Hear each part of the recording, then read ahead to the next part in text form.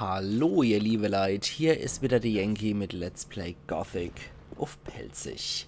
Ja, in der letzten Episode haben wir den magischen Fokus unterm Stonehenge besorgt.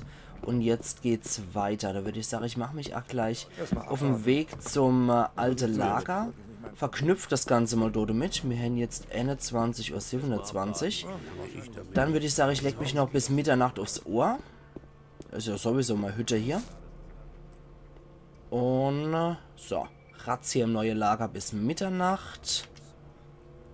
Und verknüpft das Praktische mit dem anderen Praktische. Und gehe jetzt Richtung altes Lager. Weil im alten Lager muss ich mir sowieso der 4. Kreis der Magie verdienen. Und dann kann ich auch zum nächsten Fokusstein gehen, der beim alten Lager südlich lag. Weiß ich auch, was das für einer ist. Das wird ein schöner Fokus. Also auf die Aufgabe freue ich mich. Das wird nämlich echt cool. Hehe. Ich weiß ja, was da kommt und was da auf uns lauert. Das ist echt cool. Ach ja. So, Jungs, ich würde gern raus. Dankeschön. Wie auch immer die mich glotzen. Ich gehe hier zum Tor, die drehen sich um und gaffen mich an. Ich gehe raus, sie gaffen Mann hoch. Offensichtlich noch nie einen anderen Magier gesehen, außer ihr irgendeine Wassermagier. Oh, da liegt noch was. Ah ne, das ist einfach nur so ein Fackelhalter. Okay, es sah aus, als hätte ich hier Fackel Licke gelassen und die wäre auf der Reisfelder gelegen. Kann ja als Ammo passieren. So, also wieder Abmarsch zum alten Lager. Dafür haben wir leider keinen Teleporter, obwohl ich zu den Leuten gehöre. Ist schon etwas schade. War doch klar, dass das Ärger. Ja, war klar, dass das Ärger gibt. Natürlich. An der Geschichte nicht. Den Weg müssen wir leider noch manuell latschen. Das ist etwas blöde. Aber wir kriegen auch bald die, nachdem die Aufgabe mit der Foki erledigt sind, kriegen wir auch eine Rune, die uns immer zu der Wassermagier bringt. Derzeit haben wir es leider nur als Schriftrolle. Aber wir kriegen das auf jeden Fall auch als Rune, so wie wir unser Teleport zum Sumpflager Rune haben. Dummerweise muss ich jetzt nur noch sehr selten zum Sumpflager gehen, weswegen die Rune jetzt mittlerweile etwas redundant ist. Aber ich nehme, was ich kriegen kann, was Teleport sauber angeht. Es ist immer besser, wenn man nicht ständig den Weg rennen muss. Das ist immer etwas nervig. So, Hier. Wang, wang. Und weiter zum alten Lager. Ja, der Weg ist ja mittlerweile auch ziemlich geklärt. Da muss ich nichts mehr machen. Da ist ja alles klar und sauber. Hier attackiert mich kein Vieh mehr. Und ich glaube, beim Stonehenge wären wir auch, wenn wir weiter westlich gelaufen wären, wären wir auch hier rauskommen. Glaube ich zumindest. Dürfte relativ in der Umgebung sein. Nicht unmittelbar in der Umgebung, aber relativ. Hups. So. Dann sind wir schon bei Kavalorn. Ist nicht mehr allzu weit. Dann kann ich nämlich auch durchs Nordtor wieder reingehen und statt dieses dämliche Südtor jedes Mal nehmen zu müssen. Wie das halt ständig war bei den Sumpfbruderschaftsmissionen. So, kann ich jetzt einmal wieder durchs Nordtor rein. Da habe ich es nämlich wesentlich näher zur Burg. Und habe es auch näher zu meinem nächsten Fokusstein. Das wird auf jeden Fall schick. Ich kann zumindest mal verraten, es wird der Fokus beim Kloster sein. Für die Leute, die das Spiel schon kennen eventuell. Und für die Leute, die sich möglicherweise schon gedacht hätten dann, welchen Fokus ich als nächstes angehe. Es wird auf jeden Fall der beim Kloster sein. Hi Jungs. Ich soll das alte Lager noch genießen, solange ich es hab. Ja, ich weiß, ich bin etwas kryptisch hier mit der Aussage, aber es ist so. Ich weiß ja, was kommt. So, hallo Jungs. Torus hat schon wieder Nachtdienst. Hat schon wieder keinen Nachtdienst. Wir haben jetzt 0:54 Uhr. Stunde habe ich circa gebraucht. Hallo Skelett am Galgen. Und ja, die Zeit habe ich halt einfach gebraucht. Stunde bis dort hier. Ja. Ist schon ein relativ weiter Weg. So, Chef, jetzt will ich mal ganz gerne den 4. Kreis der Magie lernen. Mehr kannst du mir leider nicht beibringen, weil du bist nur so ein Feueräumel. Oh, ich liebe das. Ich liebe Symmetrie und wenn ich dann hier stehe, absolut perfekt. So muss das sein. Ja, genau, den hätte ich gelernt. Ich bin bereit für den 4. der Kreise. Du hast die ersten 3 Kreise durchschritten. Nun ist es an der Zeit, dass du die Geheimnisse der Magie kennenlernst. Yay. Die Magie der Runen ruht in ihrem Stein. Es sind magische Steine, gewonnen aus magischem Erz. Das gleiche Erz, was hier abgebaut wird. Dieses Erz wird in den Tempeln mit den Formeln der Magie versehen. Dort werden sie zu den Instrumenten unserer Macht geformt. Mit allen Runen, die du nun beherrschen kannst, steht dir das gesammelte Wissen der Tempel zur Verfügung. Du hast jetzt alles gelernt, was ich dir beibringen kann.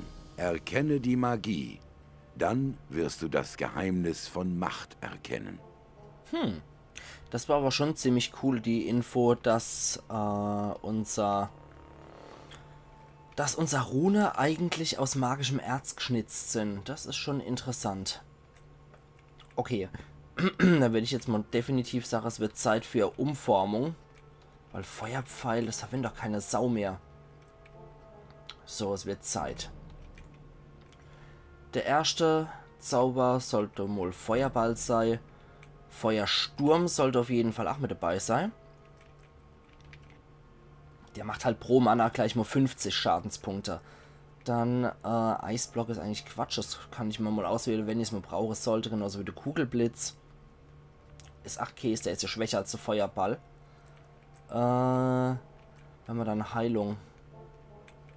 Wo ist denn nochmal Heilung? Heilung. Da ist er.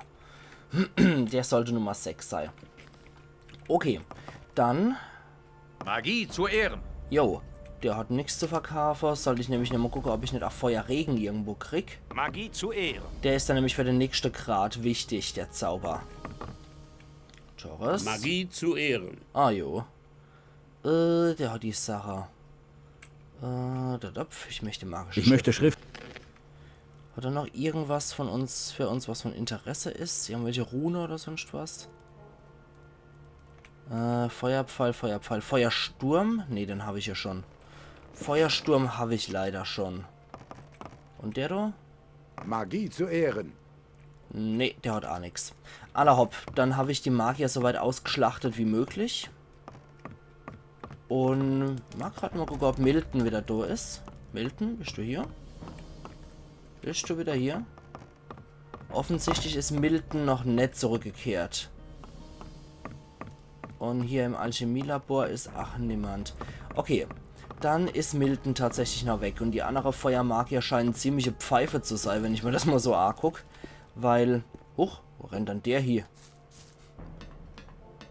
Der stürmt offensichtlich irgendwo hier. Okay, der stürmt wahrscheinlich nur in sein Schlafzimmer. Soll er machen. Der geht normal und der andere hat es ganz eilig ins Bett zu kommen, so um, ja, 3/4, Jetzt aber auch Zeit fürs Bett. Ist der hier nur auf? Gerade mal gucken. Da hat anscheinend eine Idee aufgelost, oder? Ah, ne, ist immer offen. Na gut. Ich glaube, ja, genau, das war nur hier für die Gardiste für ihr Armbrust-Schießübungen. Okay, gut.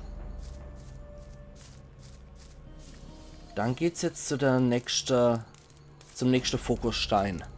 Fokusstein am Kloster, habe ich ja schon gesagt. Genau dahin mache ich mich jetzt auf den Weg. Ist auch noch schade. Wenn man Bloodwind dann irgendwann ablehnt, Schutzgeld zu bezahlen, dann spricht ihm normalerweise der Butler Grimm oder wie der heißt noch an. Und der lockt ihn dann hier noch draußen, wo die 2 Typen ihn dann verprügeln. Und das soll eben dann eine Lektion sein. Deswegen für die Class-Sache sollte man normalerweise etwas besser gerüstet sein am Anfang, damit man gegen die Typen eine Chance hat. So. Dann kümmere ich mich jetzt hier um die einzelne Blutfliege, die hier rumlungert. Komm her, du. Die ist einfach respawned hier wieder beim Level.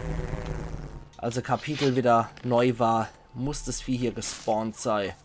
So. Da ist noch ein... Ist das ein Molerat? Ne, ein Scavenger. Okay. Sah ein bisschen noch in einem Molerat aus. Gut. Dann machen wir uns mal auf den Weg zum... auf den Weg zum Kloster Varan. Sehr schön. Das reicht schon aus. Gut. Und hat offensichtlich auch den Scavenger noch gekillt.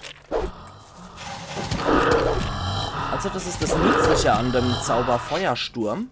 Wenn man den verwendet, dann kriegt auch die Umgebung noch Schade gemacht. Das ist natürlich sehr praktisch. So, den Varan würde ich noch ganz gern ausschlachten. Habe ich ja nicht umsonst gelernt mit der Klaue- und Zähne-Entferner. Ja, der Zauber ist auf jeden Fall sehr nützlich. Feuerregen wird dann auch geil auf Stufe 5, beim 5. Kreis der Magie. Dann kann ich dort mit Feuer um mich rum regnen lassen in einem Radius. Das ist nicht schlecht. Der macht auch ordentlich was hier, der Zauber. Und macht auch natürlich Fettschaden. Gut. Das ist natürlich praktisch, der Zauber Feuersturm, für Wesen, die in Gruppe dicht gedrängt sind. Dafür ist es echt sehr hilfreich. So. Ein bisschen Mana habe ich auch noch übrig. Das ist nicht schlecht. Und das sollte ich auf jeden Fall noch haben, damit ich Gegner in der Ferne erkenne. Nachts ist es halt relativ schwierig zu erkennen. Deswegen ist es ganz gut, wenn man den Zauber Feuersturm oder irgendeinen Zauber ausgewählt hat. Dann sieht man sowas ab. Ups, der war nutzlos. Muss ich zumindest Ammo aufgeladen haben. So, noch einmal. Lurker. Komm schon.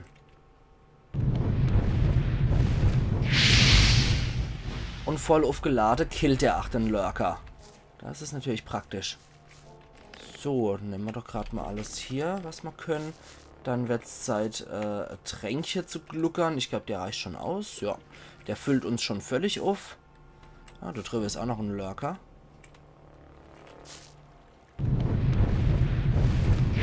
Und, bevor er wieder weggeht, Treffer. Volltreffer. Okay. Dort drüber geht es zwar auch zum Kloster. Aber ich sollte hier auch noch mal ein bisschen aufrahmen, einfach wegen der Erfahrungspunkte. Die Lurker geben immer hier 170 Erfahrungspunkte. Sollte man auch nicht einfach so einfach wegschlagen, das Ganze. Ah, da hinten ist noch einer. Aller Hopp. Und... oh, das war schöne Treffer. Das war ein schöner Treffer. Die Blutfliege waren glücklicherweise genau dann um den Lurker rum. Das war natürlich perfekt. So. Absolut perfekt. Den habe ich, glaube ich, schon ausgeschlachtet. Ne, doch noch nicht. Den habe ich noch nicht ausgeschlachtet. Aber den da hinten habe ich ausgeschlachtet. Gut. Dann, zack, zack. Und ich flatter mal.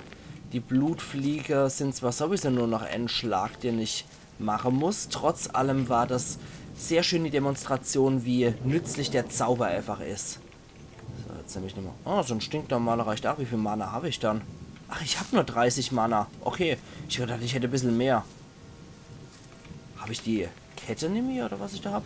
Wegen der Magie Mana Bonus plus 10. Alter, ich habe insgesamt nur 20 Mana. Das ist etwas ärmlich. Na gut, vielleicht soll ich auch mal nochmal mein Mana skillen, sobald ich auch die nächste Kreise der Magie habe. Weil der 5. Kreis der Magie, den lernen wir woanders. Aber der kostet dann 30 Lernpunkte. Von daher, das sollte ich schon geskillt haben. Gott, den anderen Snapper hat es auch noch ein bisschen erwischt. Sehr schön. Gut, das ist ja wirklich eine richtige Nachtaktion hier. Ich habe eigentlich gehofft, bei Sonnenaufgang oder so Art zu kommen. So, da haben wir auch noch wieder geflattert, was geht. Und da müssen wir über die Brücke. Dann sind wir in dem Gebiet, wo ich hier wollte. Okay. Da scheinen auch noch irgendwelche Biester zu sein. Ich glaube, das sind nur Scavenger, oder? Ja. Und? Das reicht schon aus. Das reicht für Scavenger schon dicker aus. Einfach nur so drauf schießen. Mole-Rats. Gut. Das hat für die Viecher völlig ausgereicht. Aber immer hier 50, 100, 150 Erfahrungspunkte für die 3 Scavenger. 200, 250 und 300. insgesamt für die Scavenger und die Mole Rats und ich habe nicht nur Mana dafür verschwendet. Ausgezeichnet. Also die sind mittlerweile einfach so greifbar, die Viecher. Ohne Probleme. Ja, die Blutfliege genauso. Hat mich kein Mana gekostet.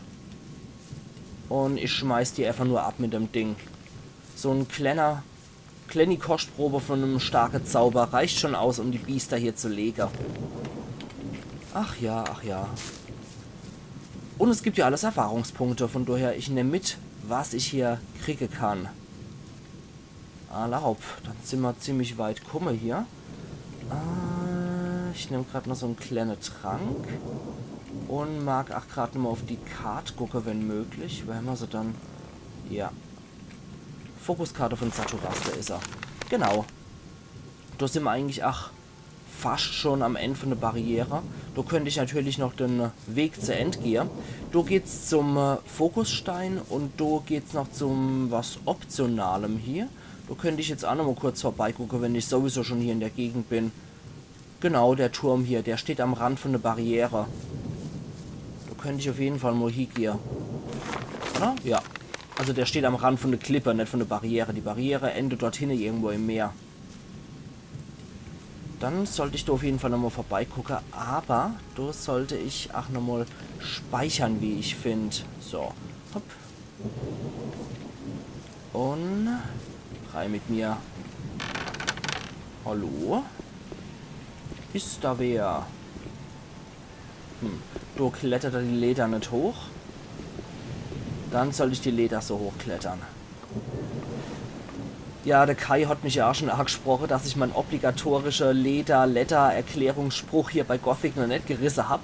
Aber ich glaube, mittlerweile dürften einige Leute auch schon mal mein Let's Play auf Pelzig geguckt haben, um zu wissen, dass im Pelzige Leder für Leiter steht und Letter ist der Werkstoff Leder. Ja. Ja, aber ist nix. Jetzt habe ich auch nochmal den Spruch hier wieder gebraucht, Kai. Du kannst zufrieden sein. So, dann hier runter. Und dann gehen wir halt mal dort hier, wo es wirklich anscheinend was zu geben scheint. Hallo? Ist hier wer?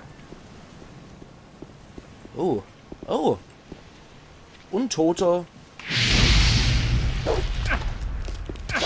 Dann gehen wir halt mit der Waffe vor. Den Zauber Untote vernichte Hämmer leider nicht.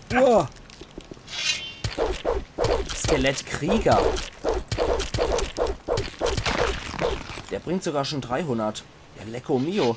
Und der hat auch eine verwitterte Axt bei sich. Ja. Ich sollte nochmal Tränke trinken. Und dann sollte ich hier auch nochmal speichern, wie ich finde. So. Und dann... Wo seid ihr, ihr Sausäck? Aber Skelette bewachen meistens immer gute Sachen. Also wenn man mal in Gothic auf Untote trifft, dann bewachen die meistens immer irgendwas Gutes. Aha, das sind noch welche. Skelettspäher. Der ist etwas gammeliger, bietet aber genauso viel Erfahrung wie ein normales Skelett. So. Ausgezeichnet rostiges Schwert und der hat so einen Schnitter bei sich gehabt. Das ist auch gar nicht klischeehaft, wenn so ein Skelett sowas bei sich trägt. Ich sollte nochmal einen Heiltrank zu mir nehmen. Und dann nochmal die Truhe hier knacken. Die können wir auch ohne Schlüssel oder sonst was knacken. 70er Tränke. Das ist praktisch. Was ist dann hier? Hier geht's nochmal weiter runter. Eieieiei. Da habe ich jetzt was losgetreten. Und hier geht's auch nochmal ein bisschen runter. Aber hier endet der Weg. Ich sollte trotz allem nochmal Fackelarm machen. So, erst einmal die gammliche, schon verbrauchte Fackeln verwende. Na dann gehe ich wohl hier entlang. Aber vorher erst mal speichern. So. Dann kann ich auch hier sicher runtergehen. Und, was sind wir hier unten noch? Muss jetzt noch aufpassen, dass du nichts Brutaleres als das Skelett lauert. Weil es gibt noch brutalere Gegner im Spiel. Ihr habt ja schon alle gesehen, wie lange ich für so einen Schattenläufer gebraucht habe, beziehungsweise wie viel so ein Schattenläufer einfach auch schluckt an Schaden. Und es gibt dann auch noch Gegner, die noch vorkommen werden. Die sind extrem stark. Also zu den stärksten Gegner zählen Golems und ich sag's jetzt einfach, zählen auch Dämonen. Also mit viel Pech ist hier unten ein Dämon. Dann hocke ich hier tatsächlich ein bisschen länger drin als erwartet. So, ich weiß es nämlich echt nicht mehr, was hier war. Ob hier nur Untote sind oder ob hier auch ein Dämon ist. Ah, da ist ein Skelettspeer. Also in Gothic Ends zählen die Skelette durchaus auch noch zu den stärkeren Gegnern. Genauso wie Zombies. Zombies sind auch nicht gerade besonders schwach. Das war nur normaler. Und da war noch so Gammelfackel und Reisschnaps auch noch. Sehr schön. So, schon gebraucht die Fackel. Was sind wir hier? Tiefste Stolle hier anscheinend. Noch ein Bier. Ja, das ist bestimmt auch nicht Schalwoche oder so. Das ist bestimmt auch perfekt genießbar. Das war da, wo ich herkomme bin. Das sind die tiefste Stolle jetzt hier. Die unter dem Turm liegen. Fragt man sich auch, warum dann so, weil jemand sowas bastelt hier. Ich meine, wenn man jetzt einen Wohnturm bezieht oder so, vor allem mitten an einer Meeresklippe, das ist schon etwas mies. Oh. Oh ja. Da ist die ganze Bagage in einem Raum nochmal untergebracht. Moment. Das wollte ich in der Yankee 2 wieder speichern. So, komm her, du. Garstiger Sausack. Und ein Level hat es auch noch gegeben. Sehr schön. Gut, dass die erstmal teilweise dahinter fest sitzen.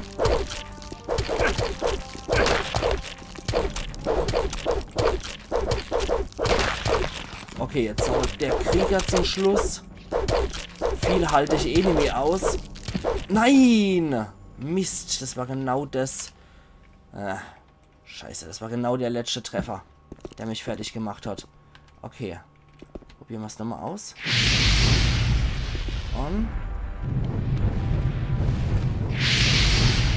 Und der Zauber macht wenigstens ein bisschen Schade.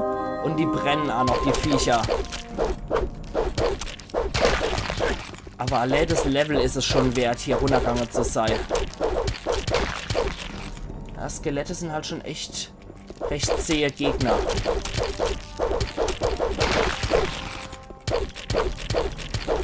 Komm schon, komm schon. Jetzt auch du. Boah, alter Falter. Alter Falter. Das war jetzt nicht gerade easy hier, der Kampf. Kann man nicht behaupten. Okay, da können wir noch hier die ganze Sache von den Viecher einstecken. Aber vorher sollte ich dringendst noch Tränke gluckern. Hier und hier. Perfekt. Dann noch so ein normaler Mana-Trank. Rostige Schwert nehmen wir gern. Da auch noch. Können wir alles verkaufen irgendwann. Ah, da hopp. Puh. Geht's hier immer noch weiter, wie es aussieht. Oh, ein Skelettmagier. Ein Skelettmagier, der ist ach nicht gerade zum Spaße aufgelegt. Skelettmagier des Nebelturms. Das sind ziemlich harte Gegner. Aber, wenn man sie mit Magie besiegt, sind sie nicht so stark. Das sind Nekromante, die Viecher. Der hätte jetzt mit seinem rosa Zauber da hier noch mehrere Skelette beschworen. Mit Pech hätte er sogar einen Zombie beschworen. Zombies sind die stärkere Untote hier. Ich finde es eigentlich echt ganz cool, dass das hier nicht so Standardgegner sind, sondern dass die Zombies und Skelette hier eigentlich eher auch ziemlich starke Kreaturen sind. Chromanin haben wir hier gekriegt, Skelette beschwörenden Zauber und den Zauber Eispfeil hat er auch noch bei sich gehabt. Okay, dann gucken wir uns mal dieses Chromanin an, was er uns gegeben hat. Wo ist es dann? Arcanum, bla bla bla. Lehren der Götter, machtvolle Kunst. Chromanin, da haben wir es doch. Der gewillt ist, allen irdischen Lastern zu entsagen und auf den Pfad der Rechtschaffenen wandelt, soll wissen, wo der Quell meiner Macht verborgen liegt, auf dass es nutzen möge, die Ketten dieser Welt zu sprengen und sich als würdig zu erweisen, Chromanin zu empfangen. Der Weise verschafft sich großen Überblick, bevor er sich der nächsten Aufgabe widmet. Okay, da haben wir einen Tagebucheintrag gekriegt. Der Fremde. Okay, der Fremde. Mal gucken, was das ist. Ich habe dem Skelettmagier im Nebelturm ein sehr seltsames Buch abgenommen. Chromanin. Es scheint sich um ein Rätsel zu handeln, das ein geheimnisvoller Fremder diese Welt gestellt hat. Der Weise verschafft sich großen Überblick, bevor er sich der nächsten Aufgabe widmet. Ich verstehe es noch nicht ganz, aber vielleicht komme ich ja noch dahinter. Ja, das hier ist an höchster Punkt von der Kolonie, muss ich gehen. Bin mir aber nicht mehr ganz sicher, wo der höchste Punkt von der Kolonie ist. Na, ich kann ja dann nochmal nachgucken. Das ist kein Problem. Bevor ich da irgendwo in der Gegend rumflitz und nix mache, beziehungsweise alles fruchtlos ist, kann ich das auch nochmal nachgucken, hier die Quest. Ich wusste gar nicht, dass das hier überhaupt eine Quest triggert. Naja, jetzt bin ich wieder etwas schlauer. Okay. Oh, da sind noch Skelette.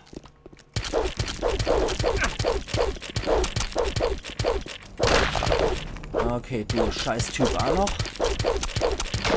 Sehr gut. Ja, machen wir heute halt nur ein bisschen länger wieder die Episode. Aber ich will einfach die Sache auch ordentlich zu Ende bringen. So, hier unten ist nix. Okay. Da klappert noch irgendwas. Ah ja. Da klappert noch ein Skelettkrieger. Verdammt nochmal. Boah, scheiße.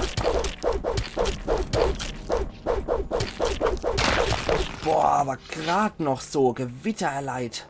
Schnell. Nimm die Tränke, Mann. Boah, Gott im Himmel. Puh, das war ja echt nochmal Schwein gehabt in letzter Sekunde hier. Das sollte ich auf jeden Fall auch nochmal speichern hier. Bevor ich jetzt hier nochmal von irgendwelchen Viecher hier gekillt werde. Und das, obwohl ich hier einfach nur in die Gänge rumgelaufen bin. Okay, also hier war nichts Großartiges. Da war der Skelettmagier, genau. Boah. Scheint ja wohl ein richtig übler Nekromante-Kult hier gewesen zu sein. Oder so ein Nekromante-Zirkel mit jede Menge Skelette. Aber glücklicherweise ist kein Zombie mit dabei gewesen. Nur ein Skelettmagier, die durchaus auch starke Gegner sein können, wenn man sich ihnen in dem Kampf stellt. Und die beschwören halt immer wieder neue Skelette, wenn man sie nicht unterbricht in ihrem Zauber. Habt ihr ja auch schon bei mir gesehen. Sobald ich beim Zaubern unterbrochen werde, kann ich halt nichts mehr machen. Da muss ich halt deswegen halt auch in den Nahkampf wieder gehen. Und dafür habe ich ja auch schon am Anfang in den Nahkampf geskillt, damit ich eben nicht total hoffnungslos unerlege bin bei solchen Gegnern. Hoch, wir haben jetzt schon 6:08 Uhr, das ist draußen wieder hell.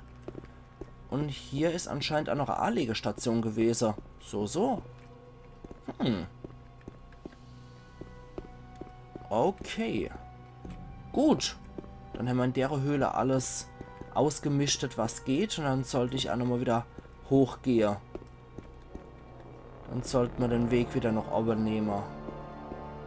Offensichtlich hat der Turmbewohner hier beim Nebelturm, egal ob das jetzt ein Leuchtturm war oder ob das jetzt ein Magierturm war, scheint der Besitzer hier sich noch eine Anlegestelle gebaut zu haben durch die geheime Stolle. Wenn man den Weg nicht kennt, dann kann man so Verfolger durchaus als Verteidiger abschütteln. Und das scheint ja wohl auch hier zugemauert worden zu sein ursprünglich. Wieder raus mit mir. Und dann gucke ich mal nochmal diese optionale Questart, die ich mir da jetzt selber gestellt habe, könnte man schon sagen. Hier geht's wieder hoch. Immer weiter am Weg folge. Ich höre auch wieder Wasserrausche. Sind wir da auf jeden Fall wieder richtig. Hier ist es auch wieder alles gemauert. Also alles noch im grünen Bereich hier.